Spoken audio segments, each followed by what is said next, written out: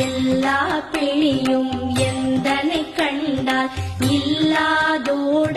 நீ என கருள்வாய். ஈரேழ் உலகமும் எனக்குறவாக ஆணும் பெண்ணும் அனைவரும் எனக்கா மண்ணாளரசரும் மகிழ்ந்துறவாகவும் உன்னை துதிக்க